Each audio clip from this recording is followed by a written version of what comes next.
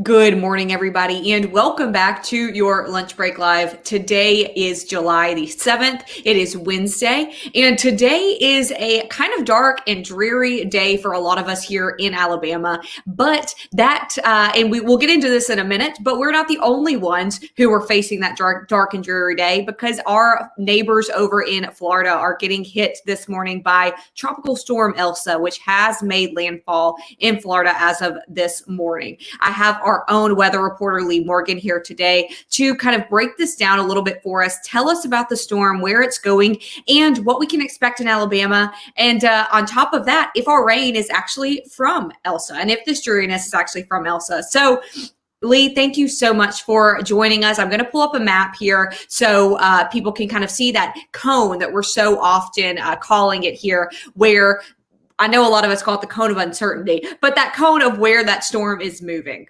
Yes. So Elsa made landfall around 10 o'clock this morning, our time, in Taylor County, Florida. If you're familiar with Florida at all, it's to the southeast of Tallahassee or to the west of Gainesville. So it came ashore. It's not a hugely populated area in Florida, believe it or not. But there are lots of people there. And there's been storm surge and wind and all that. It had 65-mile-an-hour winds as it made landfall. So it's a pretty decent tropical storm.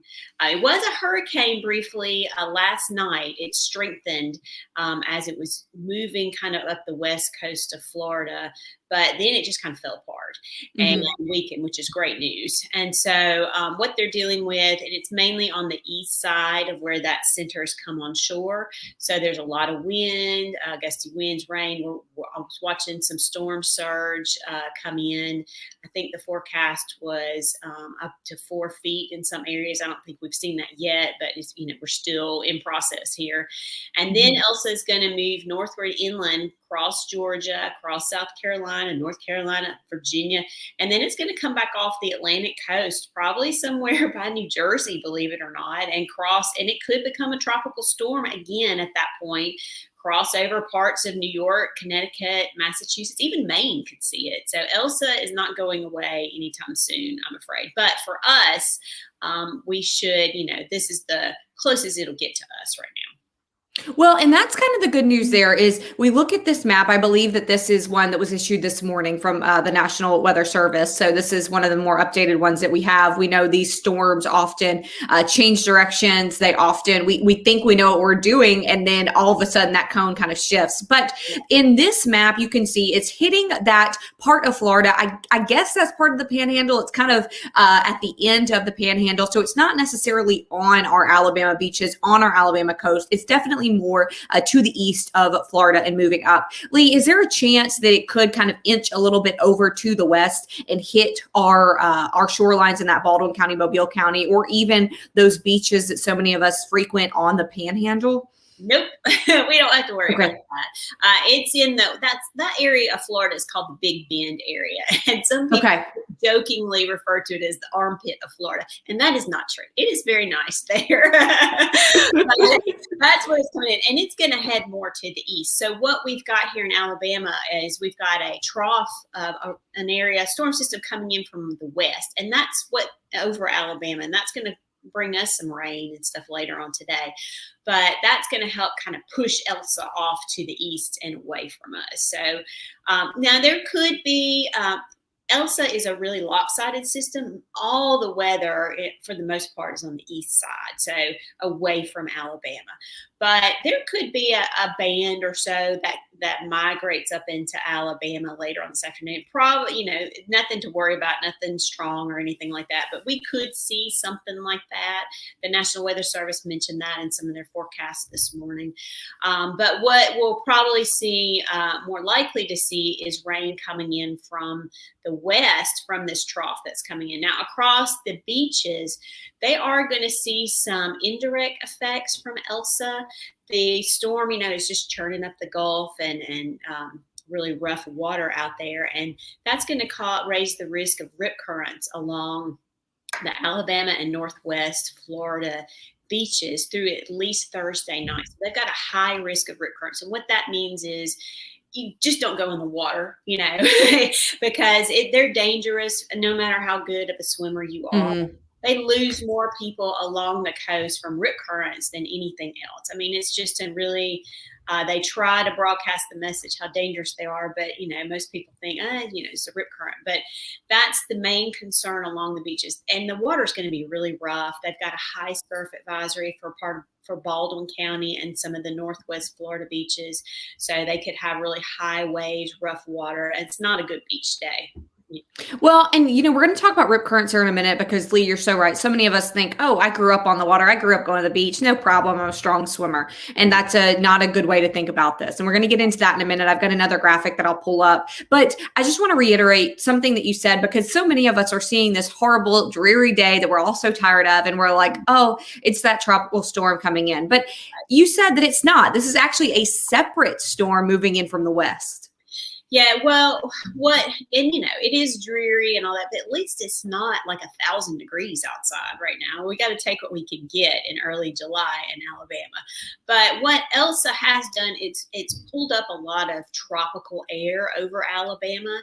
And so, especially this time of year with the heat, it doesn't take much to set off rain and storms, especially, this time of year, especially in the afternoon. That's what we're going to see today.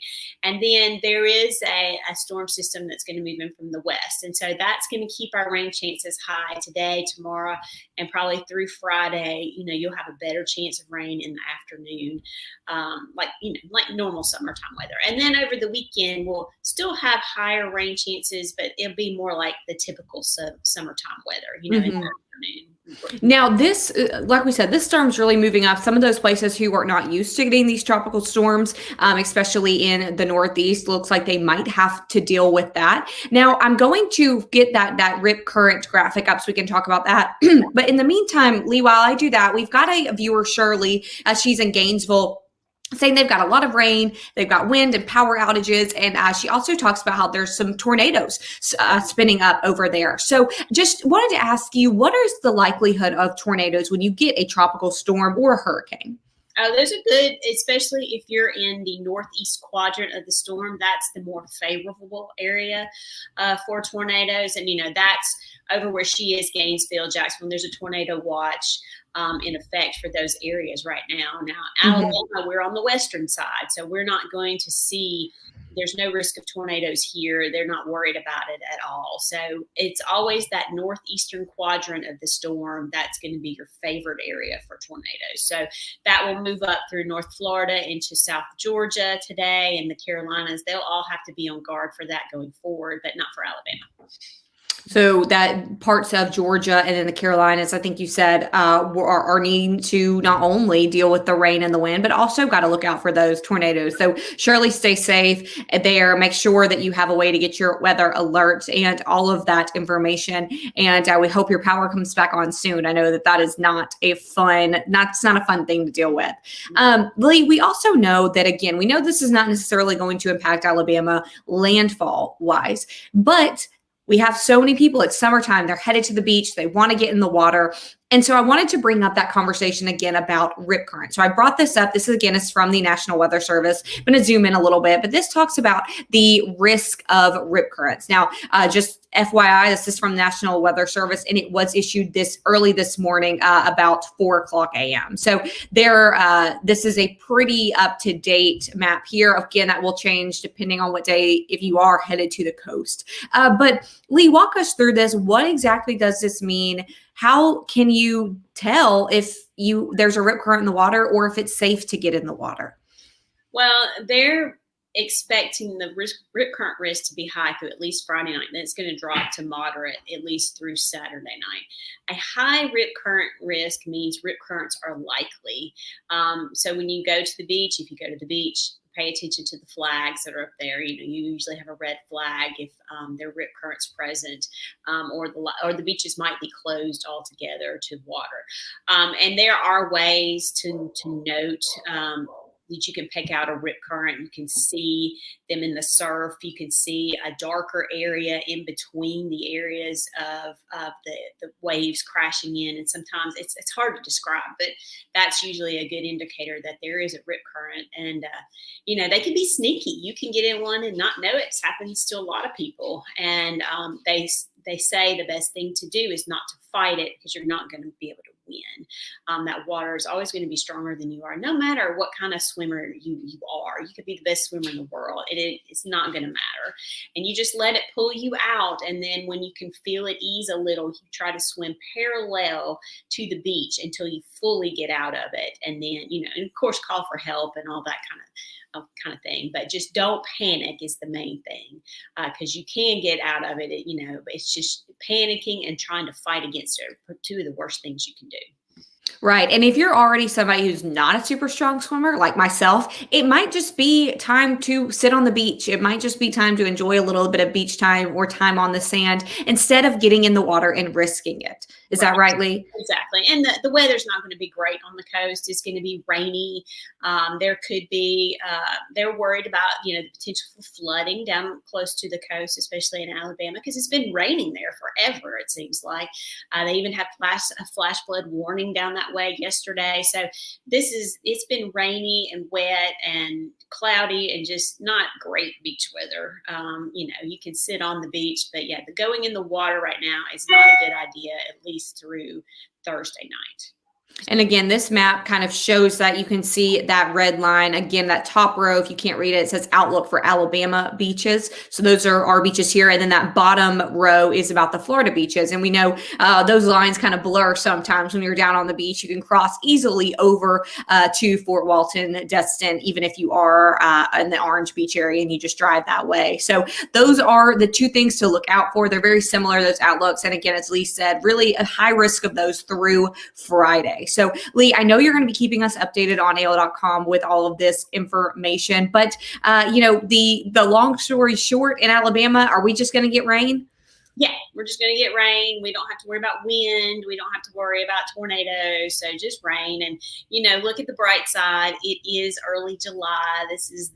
We're getting into the peak of the heat, for Alabama summer.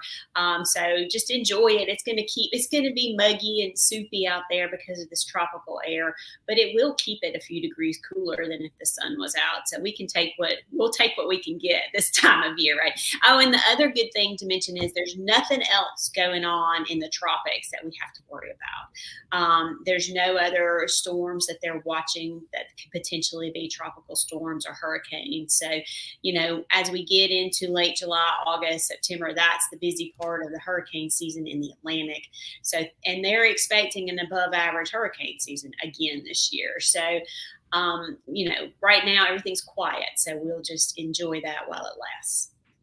Always appreciate the dose of optimism you bring, Lee. Again, you can find all of Lee's forecasts on AL.com. We will share those graphics there as well in Lee's stories. So if you missed out on that current graphic, or if you missed out on the cone graphic, those are in Lee's story. So then you can get that information there as well. So everybody, please stay safe. Shirley, I know that you are in Florida. All of our viewers in Florida, please stay safe.